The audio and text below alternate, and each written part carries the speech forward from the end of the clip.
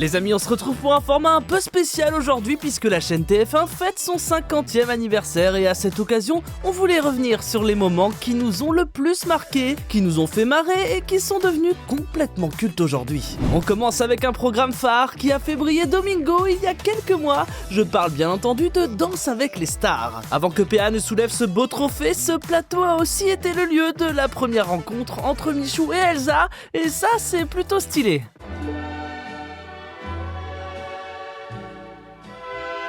Mon cœur il bat vite. Ah, bah oui Denis, quelle émotion, quelle nostalgie, comme avec Koh-Lanta où la première diffusion date de juin 2002 avec un animateur encore tout jeune et le cadre pas encore au point. Il n'en restera qu'un. À deux doigts de partir en vlog. Parmi les séquences les plus marquantes de ces dernières saisons, on se rappelle de Joseph qui se la jouait pompier en pleine île déserte. Sur TF1, on a aussi connu des moments de sport légendaires comme en 2006, t'es collé devant la télé parce que c'est les 8e de finale de Coupe du Monde face à l'Espagne et Thierry Gilardi nous transporte dans un autre univers sur le but de Ribéry.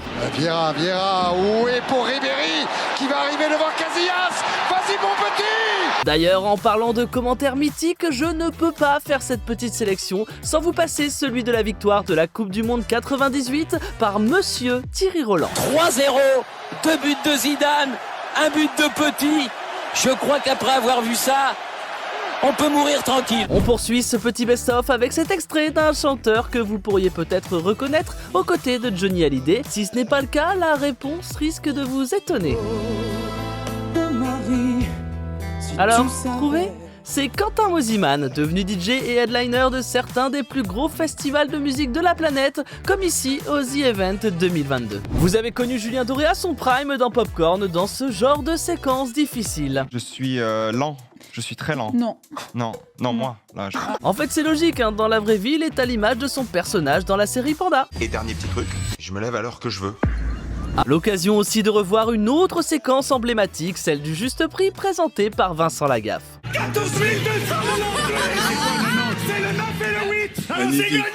Parmi les autres jeux rentrés dans la légende, on trouve évidemment le maillon faible, Laurence Boccolini qui était là non pas pour tester la culture G des candidats, mais pour les démonter sur place. C'est bien, Éléonore, on est content.